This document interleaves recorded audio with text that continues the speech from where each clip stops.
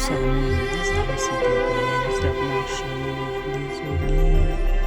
Moi je dois dire mon collègue.